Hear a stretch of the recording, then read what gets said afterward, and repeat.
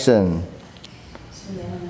Assalamualaikum warahmatullahi wabarakatuh. Waalaikumsalam warahmatullahi wabarakatuh. Selamat pagi, salam sejahtera bagi kita semua. Alhamdulillahirrahmanirrahim. Pada pagi hari ini, Bapak Ibu, kita berkumpul di Aula SDN Soekarto 03 untuk menghadiri satu kegiatan yang nanti ilmunya sangat bermanfaat bagi kita semua.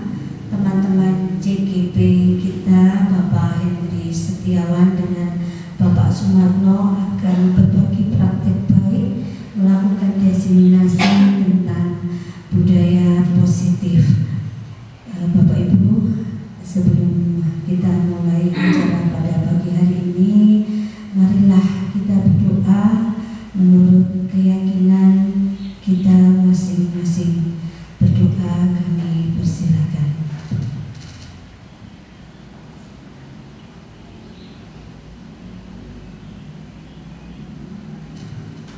Berdoa selesai. Yang terhormat Ibu Kepala Sekolah SDN Soekarto 03 dan teman-teman yang berbahagia, baik Dewan Guru SDN Soekarto 03 beserta staf SDN Soekarto 03. Hari ini masih semangat Bapak Ibu? Semangat. Oke. Tepuk semangat. Semangat. SDN Soekarto 03. Jaya, jaya, luar biasa, mantap. Oke. Baik Bapak Ibu, luar biasa sekali karena di sekolah kita ada 2 calon guru penggerak. Angkatan berapa Bapak Warno? Angkatan 11. Mungkin nanti dengan adanya diseminasi ini bisa menularkan kepada Bapak Ibu guru yang lain untuk menerapkan apa yang sudah disampaikan maupun memberikan semangat kepada kita semua selain JGP kita untuk ikut serta mengikuti apabila ada JGP yang baru, begitu nih. Baik Bapak Ibu, kita mulai saja untuk diseminasi pada pagi hari ini. Kami persilakan untuk Bapak Hendri Setiawan menyampaikan ilmunya tentang budaya positif. Kepada beliau kami persilakan.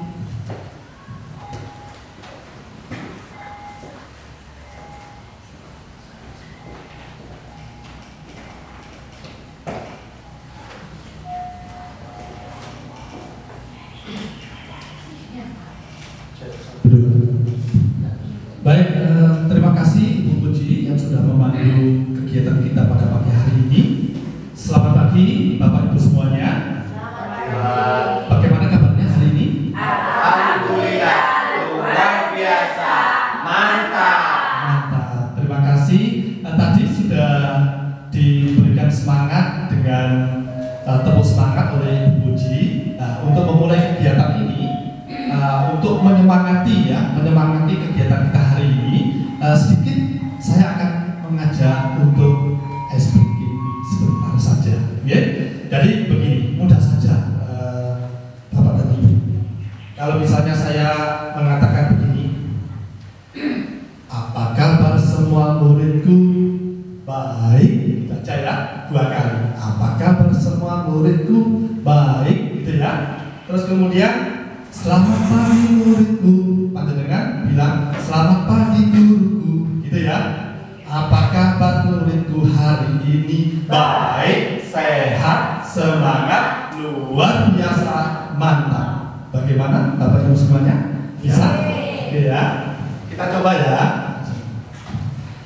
Apa kabar semua muridku? Baik. Apa kabar semua muridku? Baik. Selamat pagi muridku. Selamat pagi Pak Guru. Apa kabar hari ini muridku? Baik, sehat, semangat, mantap, luar biasa, mantap. Terima kasih, tapi kayaknya kurang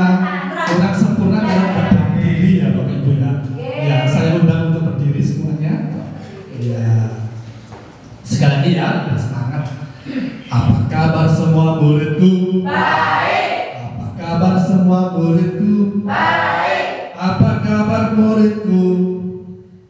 Baik, sehat, semangat. Oh, saya yang dulu ya. Selamat pagi muridku. Selamat pagi guruku. Apa kabar hari ini muridku? Baik, sehat, semangat, luar biasa, mantap. Terima kasih tepuk tangan untuk kita semuanya. Silakan kembali. Ya, pada kesempatan yang baik ini kami calon guru penggerak di angkatan 11, saya Hendra Setiawan dan juga Bapak Suwarno akan berbagi praktek baik ya. Di sini kita sama-sama belajar. Jadi nanti kita berbagi pengalaman. Mari kita belajar bersama-sama, yaitu tentang penyebaran atau diseminasi pemahaman dan pengalaman budaya positif. Ya, selamat datang kepada Bapak Ibu guru hebat semuanya. Mari kita belajar bersama, berkolaborasi, saling mendukung demi mewujudkan disiplin positif di sekolah kita tercinta. Ya, ada konsep utama di dalam modul budaya positif ini yang saya jabarkan ke dalam 7 konsep utama. Yang pertama adalah perubahan paradigma belajar, kemudian disiplin positif, yang ketiga kebutuhan dasar manusia, yang keempat motivasi perilaku manusia, berikutnya yang kelima posisi kontrol restitusi, dan yang keenam tentang keyakinan kelas, dan yang ketujuh adalah tentang segitiga restitusi. Mari kita bedah bersama-sama satu persatu, dimulai dari perubahan paradigma belajar. Ya, kita ketahui bahwa pembelajaran saat ini sudah mengalami sebuah perubahan yang cukup berkembang pesat, baik kepada murid-murid kita dan juga para pendidik, di mana kita harus adaptif terhadap segala perubahan sesuai dengan kodrat zaman yang sekarang ini sedang berlangsung. Pembelajaran dengan paradigma baru ini dirancang berdasarkan prinsip bahwa pembelajaran adalah yang berdiferensiasi, sehingga setiap siswa belajar sesuai dengan kebutuhan dari tiap tahap perkembangannya untuk mewujudkan profil pelajar Pancasila. Kita ketahui Bapak Ibu semuanya bahwa kita memiliki peserta didik atau murid yang memiliki keunikannya masing-masing. Mereka memiliki kelebihan dibalik mungkin dikatakan ada kekurangan, tetapi sebenarnya anak-anak memiliki keunikan masing-masing sesuai dengan bakat dan minatnya. Untuk itu bagaimana kita untuk memberikan atau memenuhi kebutuhan anak didik kita. Oleh karena itu di paradigma baru ini pembelajaran yang baik adalah pembelajaran yang berdiferensiasi. Ya, tentang disiplin positif.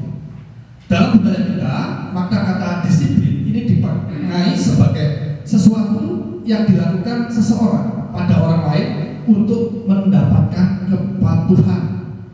Nah, kita cenderung menghubungkan kata disiplin ini dengan ketidaknyamanan. Ya, mungkin kalau bisa saya contohkan, memang kalau kita disiplin ya, tentu kita pernah ya pada saat masih anak-anak, katakanlah mungkin di sebuah keluarga kita itu pasti orang tua kita menerapkan yang namanya disiplin, ya.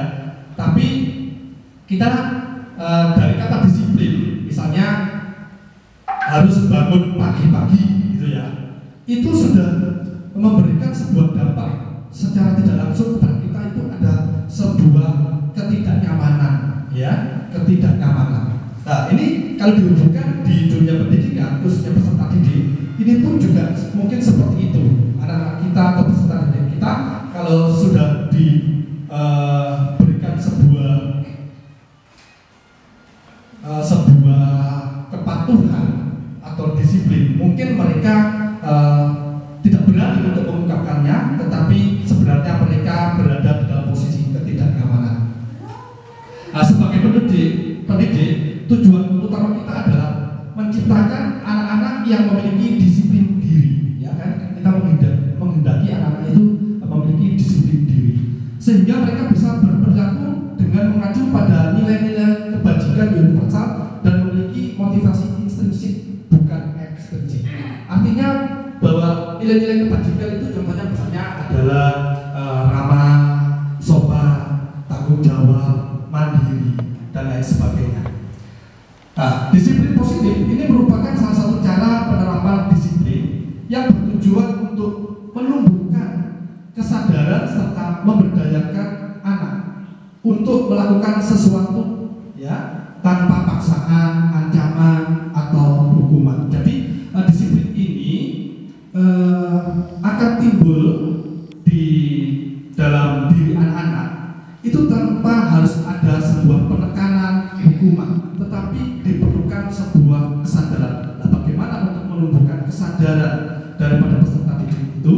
Maka kita terlebih dahulu, kalau ibaratnya seorang dokter ya, itu terlebih dahulu untuk melihat apa jenis penyakit yang dialami oleh seorang pasien, maka dia terlebih dahulu melakukan sebuah pendekatan, sebuah komunikasi untuk mengetahui dan untuk menumbuhkan keyakinan pada pasien tersebut. Tetapi kalau pasien tersebut tidak memberikan sebuah informasi tentang apa yang ia rasakan, gejala-gejala apa yang ia rasakan dengan penyakitnya yang ia rasakan, maka si dokter tidak berani untuk mendiagnosa jenis penyakit apa yang dialami pasien.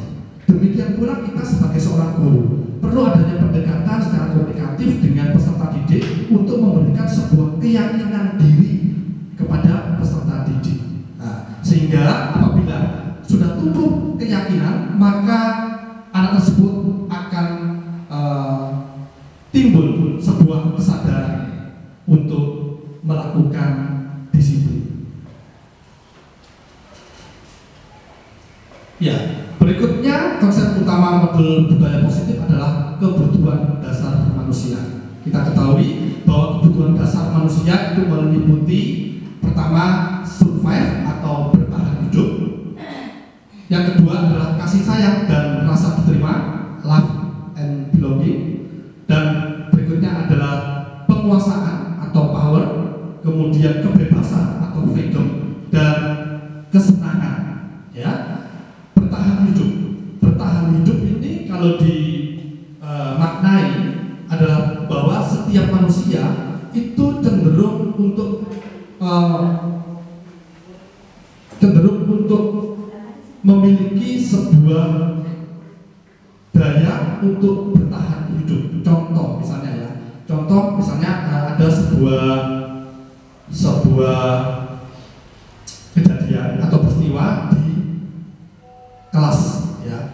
Ada seorang anak yang saat itu tidak membawa bekal makanan.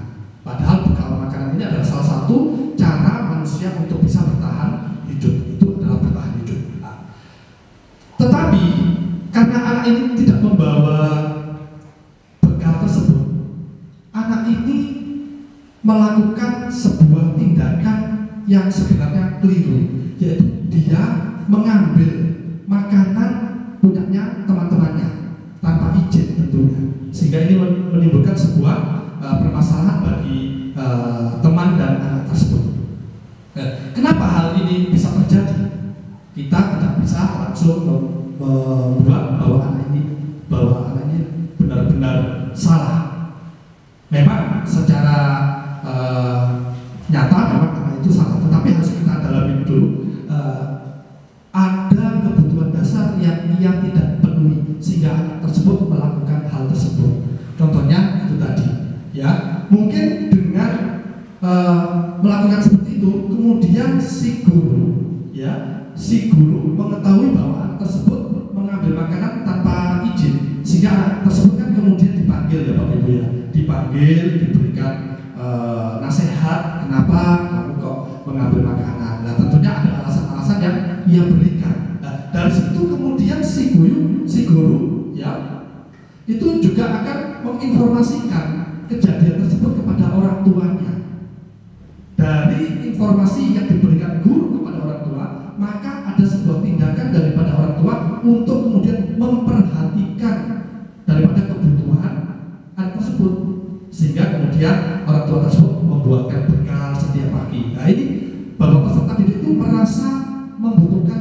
sayang dan merasa diterima daripada orang tuanya, ya.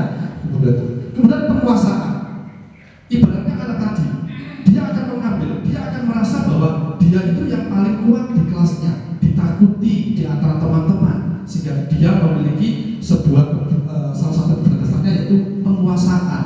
Menurut dia teman-temannya takut dengan dia, sehingga dia lebih berkuasa di kelasnya, sehingga ia dengan seenaknya melakukan tindakan yang dirasa dia itu bisa kepada siapapun. Kebebasan juga begitu. Tanpa adanya sebuah mungkin apa yang diketahui oleh guru, dia dengan bebas melakukan terhadap teman-temannya, karena itu tadi dia merasa berkuasa, ya, berkuasa atau memiliki power di kelasnya. Dan kesenangan, kalau kesenangan ini kalau diartikan mungkin anak tersebut ketika dia mengambil makanan, kemudian teman-temannya merasa takut, dia memiliki sebuah perasaan sangat senang. Oh, teman-teman saya takut dengan saya bisa memenuhi kebutuhan saya dengan mengambil makanan. Nah, itulah contoh-contoh kebutuhan dasar yang dimiliki oleh manusia. Apabila anak tersebut tidak terpenuhi kebutuhan dasarnya di antara 5 ini, maka hal-hal tersebutlah yang akan terjadi pada diri anak tersebut. Konsep utama berikutnya adalah motivasi perilaku manusia. Motivasi merupakan dorongan yang timbul pada diri seseorang secara sadar atau tidak sadar untuk melakukan sesuatu tindakan dengan tujuan tertentu. Seperti yang saya contohkan tadi, anak tersebut memiliki motivasi yang merupakan dorongan yang timbul pada dirinya. Untuk menghindari ketidaknyamanan atau hukuman, murid melakukan disiplin diri karena takut dihukum. Ini merupakan motivasi ekstrinsik. Jadi ada motivasi ekstrinsik dan intrinsik, ya, mohon maaf ini salah ketik ya. Berikutnya, mendapatkan imbalan atau penghargaan. Ini murid melakukan disiplin karena ingin mendapatkan, ini termasuk motivasi ekstrinsik. Sedangkan menghargai nilai-nilai kebajikan diri sendiri, murid melakukan disiplin diri karena sadar akan nilai kebajikan dirinya, ini merupakan motivasi intrinsik.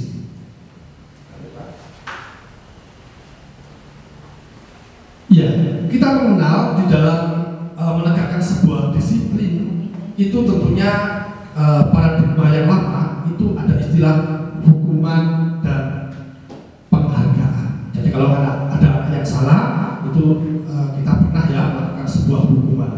Tetapi ada kalanya juga ketika anak itu melakukan sebuah keberhasilan atau kesuksesan, maka kita cenderung untuk memberikan sebuah penghargaan. Apa perbedaannya? Ketika kita memberikan sebuah hukuman, tentunya ini sangat menyakitkan buat anak yang merasa dihukum tadi. Ada ketidaknyamanan, kemudian murid menjadi takut, kemudian ada rasa memaksa, dan murid menyembunyikan kesalahan. Bukannya sadar akan kesalahannya, tetapi justru akan menyembunyikan kesalahannya. Dan berikut adalah murid menjadi rendah diri karena merasa dihukum. Misalnya kalau dia melakukan kesalahan, kemudian guru sebagai penghukum, dia akan disuruh maju ke depan, di depannya teman-temannya, misalnya disuruh angkat kaki sambil tangannya di pegang telinga. Nah, ini kan sebenarnya membuat murid menjadi rendah diri di hadapan teman-temannya. Berikutnya penghargaan. Penghargaan ini sebenarnya tidak efektif, dapat merusak hubungan atau sifat diri, mematikan kreativitas, menghukum dengan sistem ranking, salah satu bentuk penghargaan yang sebenarnya juga tidak tepat. Dan berikutnya merampas hak untuk menghargai dirinya. Ya, di paradigma baru kita mengenal konsekuensi dan restitusi. Konsekuensi ini bukan pergaulan ya sebenarnya, pengalaman ini ya. Pengalaman jangka pendek, kemudian perlu memonitoring berkelanjutan, menstimulus respon, dan murid menghormati peraturan, kehilangan waktu untuk merenungi kesalahan. Sedangkan restitusi ini murid lebih bertanggung jawab untuk perilakunya, fokus pada Murid menghormati dirinya dan orang lain, dan sesuai dengan teori kontrol, dirinya mengenang kontrol. Murid bersemangat memperbaiki kesalahannya.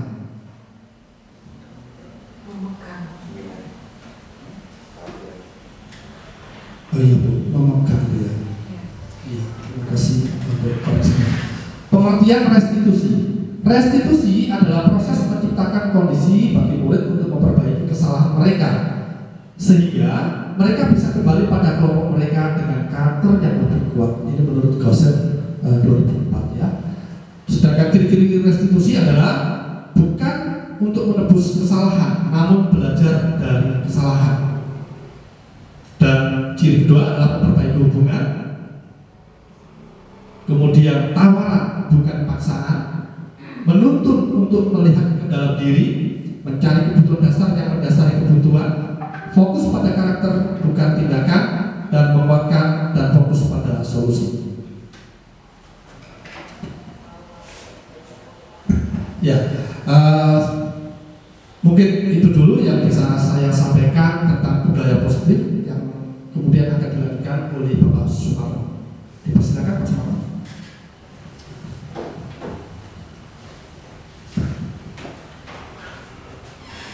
Terima kasih. Masih semangat aku? Semangat. Nanti aku perlu refleksi atau healing. Ya. Setelah ini. Terima kasih Bapak Ibu. Ya, saya hormati. Saya ucapkan apa itu maaf dan beribu-ribu terima kasih kenjalan semuanya karena bisa meluangkan waktu ya secara berbagi nanti. Apa itu saya doakan semoga sehat, sekeluarga, bahagia, seandainya punya masalah cepat selesai. Pada intinya bersatu kita teguh, bercerai kita runtuh. Yang penting kita harus bersatu. Semua permasalahan pasti dapat diselesaikan. Ya. Terima kasih Bapak Ibu. Saya lanjutkan ya, mungkin tadi tentang konsekuensi dan restitusi saya yang banyak. Di sini ada 3 hukuman, lalu konsekuensi, lalu restitusi itu perbedaannya. Ini kita ambil contoh, siswa sering tidak mengerjakan tugas atau PR. Ya, memang untuk PR tugas itu ada sekarang. Ada beberapa, mungkin kita beri nggak terlalu banyak. Ya, hukuman di sini guru menghukum siswa tersebut untuk hormat bendera selama 10 menit. Ya, mungkin apa itu waktu dulu ya sekolah zaman kita semuanya, sekarang jelas beda gitu ya. Jadi kalau kalian kerjakan ya seperti tadi, seperti Pak Hendri dihukum ke depan. Lalu kalau kalian kapannya seperti waktu upacara disuruh ke depan ya. Padahal di situ nantinya itu kalau hukuman biasanya itu akan membuat anak itu akan ingat ya.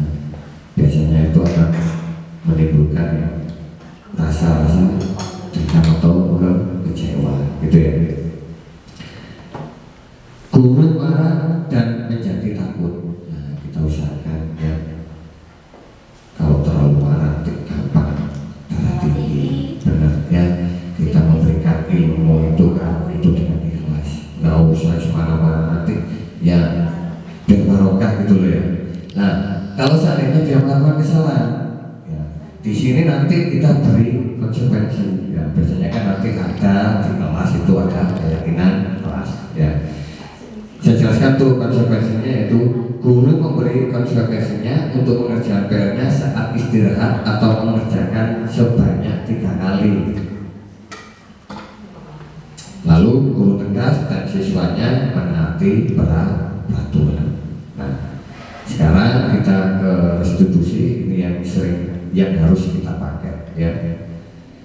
Guru menanyakan keyakinan kelas dirinya untuk membantu siswa menyelesaikan permasalahannya. Ini saya coba ke anak diri saya seperti Tan. Tan, kenapa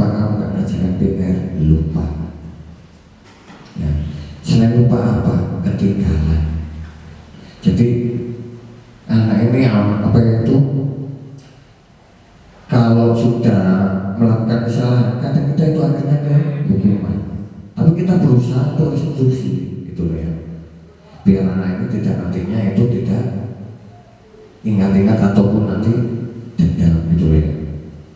Kita berusaha seperti itu semaksimal mungkin ya. Lalu guru terbuka dan siswa menghormati dirinya dan orang lain. Ini kira-kira Bapak Ibu sudah melaksanakan atau belum? Kalau ada siswanya tidak mengerjakan, ditanya, lalu sesuai dengan keyakinan kelas, sudah. Kita usahakan, ya, kita berusaha semaksimal mungkin ya. Nah, nanti dengan adanya keyakinan kelas itu anak-anak itu akan yang namanya sadar. Nanti anak sadar. Kita kesabaran kita memang harus ditumbuhkan. Ya, selanjutnya Pak Hendri, di sini kita bisa memanfaatkan posisi kontrol restitusi. Kita ada 1, 2, 3, 4, 5, ada 5 penghukum. Ya, kalau memang nanti ada yang memang salah, yang memang fatal atau apa, tetap kita hukum, tapi dengan catatan jangan sampai yang namanya visi. Oke, mungkin hanya kalau seandainya nyapu atau ngepel atau apa, insya Allah nanti anak-anak itu tidak begitu tertekan gitu ya.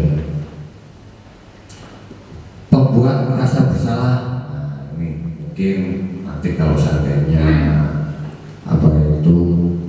dia melakukan kesalahan mungkin 1 kali, 2 kali, lalu kita berhukuman, ya nanti akhirnya anak itu akan merasa bersalah dan kita terus.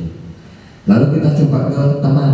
Nah, di teman ini mungkin kita akan dekati permasalahan apa yang dihadapi anak itu kalau tidak mengerjakan tugas. Contohnya, oh kamu belajar sama siapa di rumah? Gimana sih kondisinya? Gitu ya. Kita dekati temannya, kita tanyakan temannya. Pemantau, setelah kita lakukan kita pantau ya kegiatan anak itu. Setelah itu manajer kalau bisa kita bekerja sama atau kolaborasi dengan teman yang lain atau guru sejawat, dan juga yang penting itu adalah orang tua. Selanjutnya Pak Andrew.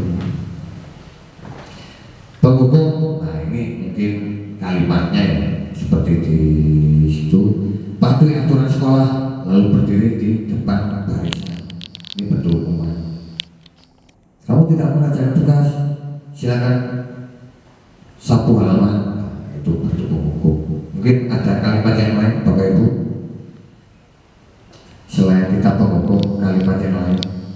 Jadi langsung bentuk teguran, langsung bentuk tindakan, langsung dukung. Nanti pulang sekolah aku Ya gitu. membersihkan kamar mandi. Ya seperti itu. Yang kedua, membuat merasa bersalah.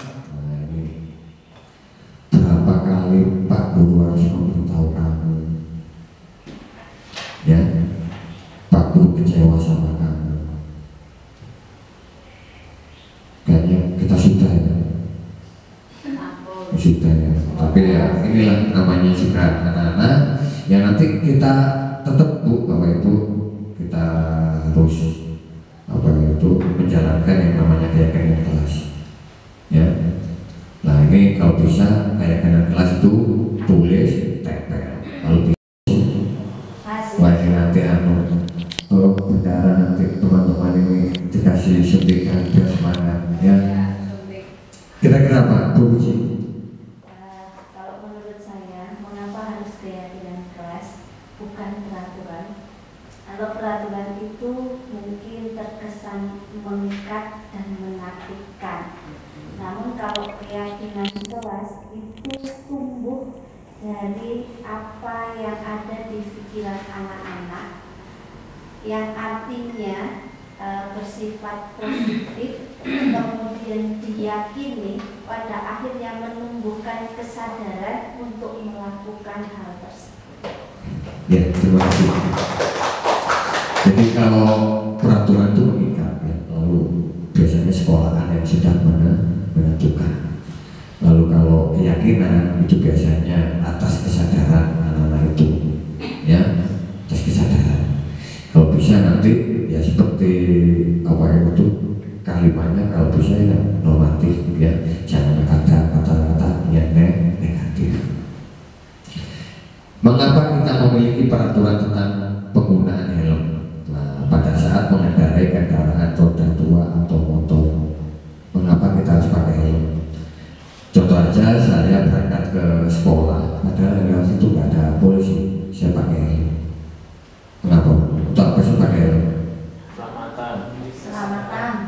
Untuk keselamatan, keselamatan.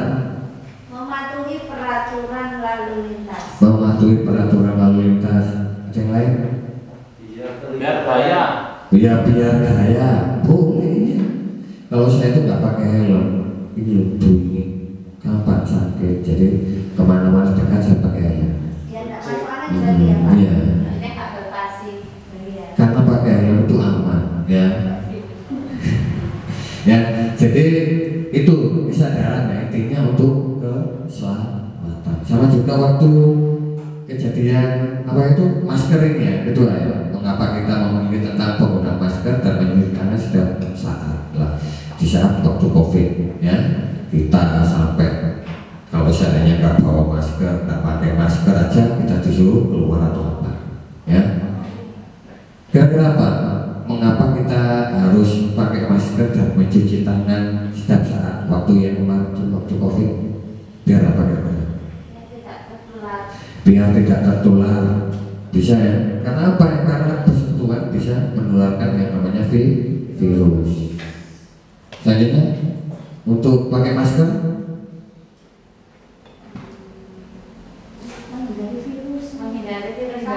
menghindari virus, ya. Polusi, ya. Ini bisa dimakan. Bisa waktu puasa kita pakai masker, kita nggak tahu kalau kita makan. Kadang cuma makan waktu puasa dia pakai masker itu loh. Nggak taunya makan. Biar kaya. Maksudnya macam-macam. Iya. Nah, selanjutnya, mengapa kita memiliki peraturan tentang menyiram lantai, kloset sebelum dan sesudah ke kamar mandi? Supaya bersih, Supaya bersih, iya. Memang, tidak bau. memang suatu tempat, ya, itu biasanya itu yang kalau kamar mandinya bersih berarti semuanya bersih. Jadi semuanya gitu. Tempat itu kalau kita lihat itu kalau kamar mandinya bersih berarti semuanya itu bersih, berarti orangnya itu menjaga kebersihan. Ya, karena apa? Di kamar mandi itu tempatnya memang tempatnya kuman, ya, cuma kuman. Kebersihan bagian dari iman. Iya. Selanjutnya pantry. Bukan sikap positif. Nah, di sini contoh-contoh untuk kelas 6 yaitu keyakinan kelas, peraturan kelas 6, batik. Batik itu istilah Pak. Oh, batik itu? Istilah saya kira harus pakai batik itu enggak ya? Bersih, bersih, anti bullying, tertib, indah, dan keras.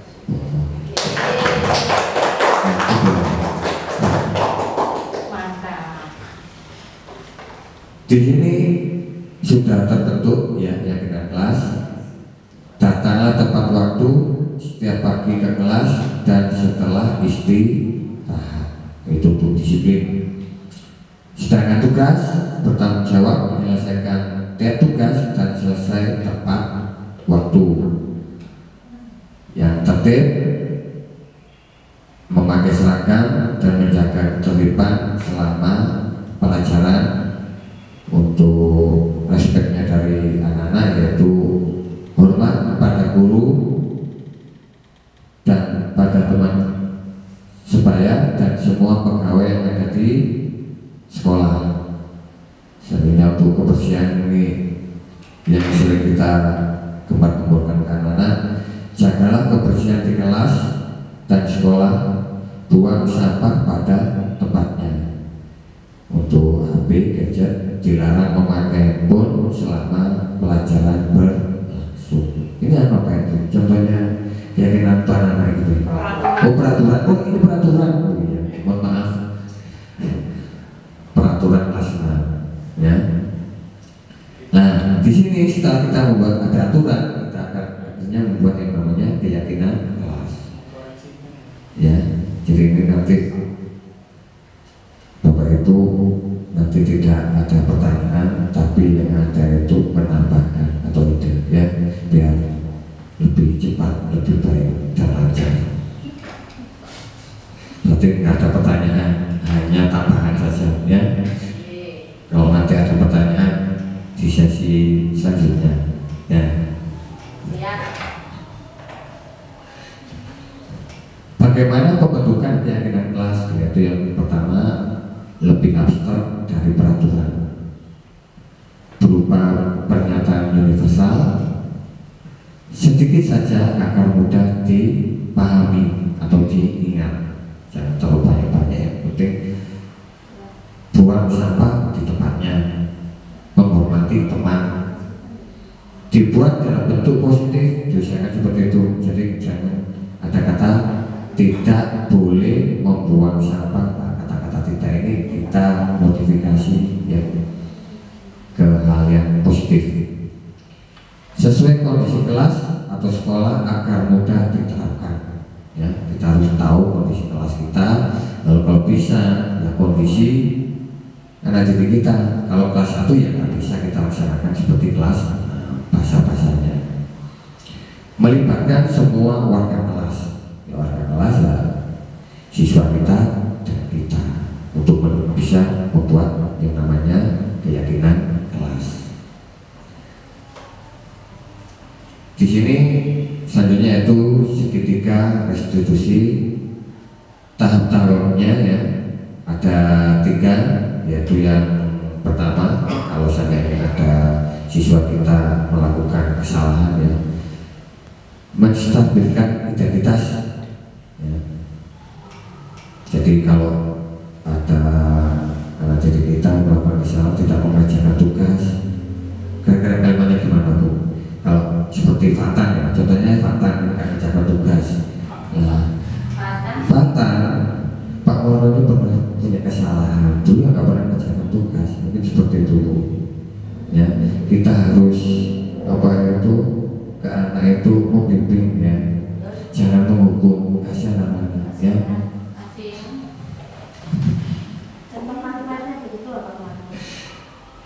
Mungkin ada yang lain yang stabilkan Iya. tugas. Contohnya kata tidak mengerjakan tugas. Mas Fatan, setiap orang pasti pernah melakukan kesalahan. Begitu juga dengan bapak atau ibu guru. Tiba-tiba ngomong Ya, seperti itu ya. seperti itu ya. Ya. Jadi intinya kita mencari apa itu, kita ngajak anak-anak untuk berpikir nantinya biar anak-anak ini ingat dan apa itu tidak tertekan gitu loh. Sering apa itu kalau nanti terlalu tertekan dia nggak akan yang namanya sadar. Kalau bisa kita tumbuhkan kesadaran diri. Lalu validasi tidak akan salah.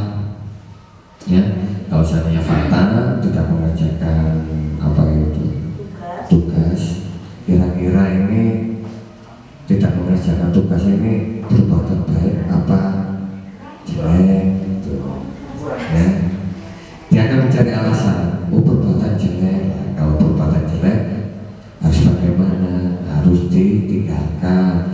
Kalau sudah ditinggalkan harus bagaimana lagi, meminta maaf harus bagaimana lagi, tidak mengulangi lagi gitu. Setelah yang selanjutnya yang ketiga menanyakan keyakinan. Tetap Bu, karena dia melakukan kesalahan, tetap kita lakukan untuk observasinya. Kalau Fatan apa itu kan kita sudah buat keyakinan kelas. Kalau seandainya tidak mengerjakan tugas, apa yang kamu lakukan? Ya, oh di poin tidak mengerjakan tugas, observasinya dia harus mengulangi dua kali ya. Tapi alhamdulillah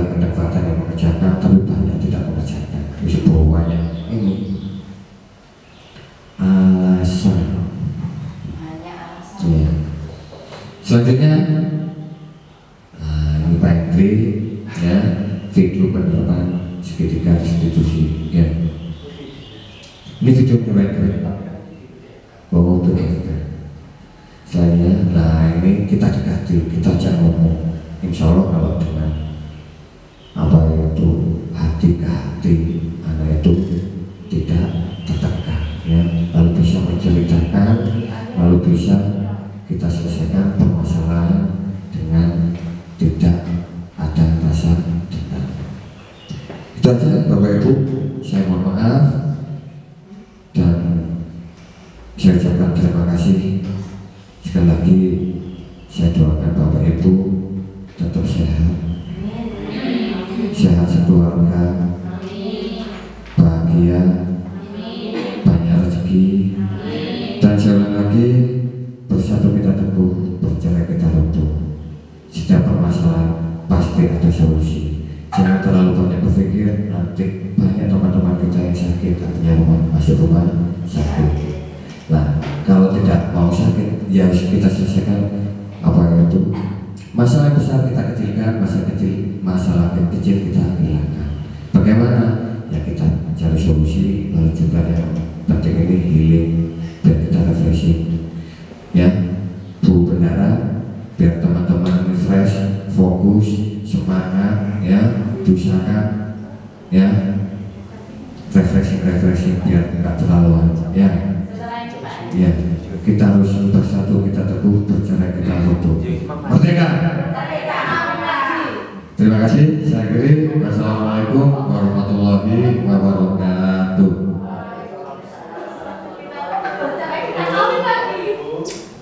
Untuk konstruksinya di Disiplin positif. Di sini yang perlu kita garis bawahi atau mungkin yang bisa kita rangkum dari apa yang sudah beliau sampaikan, bahwa kita sebagai seorang pendidik itu perlu menghilangkan hukuman dan penghargaan, namun kita bisa merubah menjadi konsekuensi dengan menerapkan segitiga restitusi. Begitu nih Pak G. Guru hendaknya memposisikan diri sebagai manajer ketika peserta didik menemukan kesalahan atau mendapati melakukan sebuah kesalahan, maka kita sebagai seorang pendidik bisa menerapkan dengan melakukan segitiga restitusi dengan cara menstabilkan identitas, kemudian validasi tindakan yang salah, dan menanyakan keyakinan kelas yang sebelumnya kita bentuk terlebih dahulu dengan melibatkan peserta didik. Begitu ya Pak Hendri dan Pak Marno. Sungguh luar biasa sekali Bapak Ibu. Kita berikan aplaus untuk beliau berdua. Baik, terima kasih Bapak Ibu sudah berkenan hadir di Aula SDN Soekarto 03 untuk mengakhiri kegiatan pada siang hari ini. Sebelumnya, apakah ada yang perlu ditambahkan atau ditanyakan Bapak Ibu? Atau sudah fix, sudah jelas semuanya? Sudah jelas. Sudah jelas. Tinggal bagaimana kita prakteknya, begitu ya Bapak Ibu ya. Terima kasih Pak Hendri, Pak Marno, luar biasa. Artinya panjenengan sukses jadi guru penggerak dibuktikan dengan Bapak Ibu guru sudah jelas dengan apa yang panjenengan sampaikan, tinggal kita prakteknya saja. Oke. Untuk mengakhiri acara pada menjelang siang ya, tadi mulai dari agak siang, sekarang sudah siang, kita tutup dengan tepuk semangat. Semangat.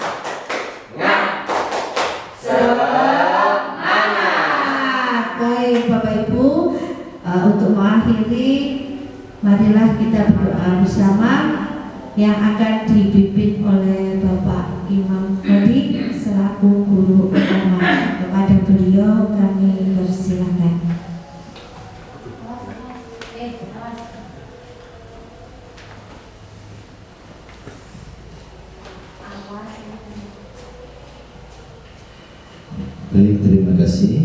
Assalamualaikum warahmatullahi wabarakatuh.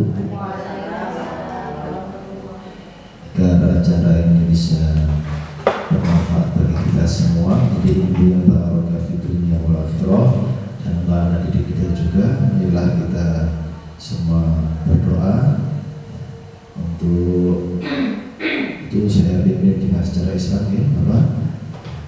Al-hadirin yang oleh beringatin amal soleh diri doa Al-Fatihah.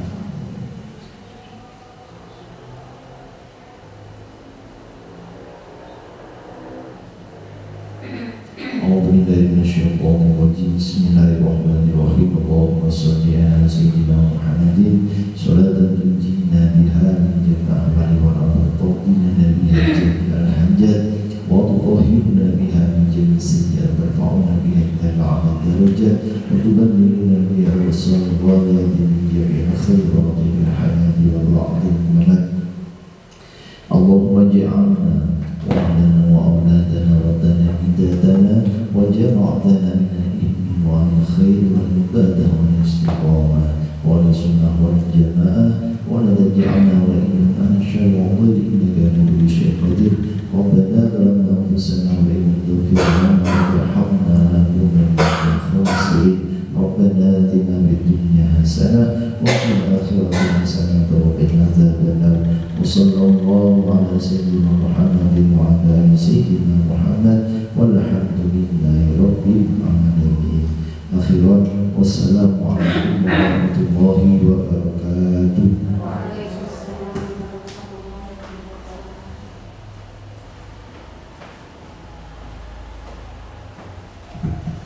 Baik Bapak Ibu, demikianlah akhir dari rangkaian acara kita pada siang hari ini.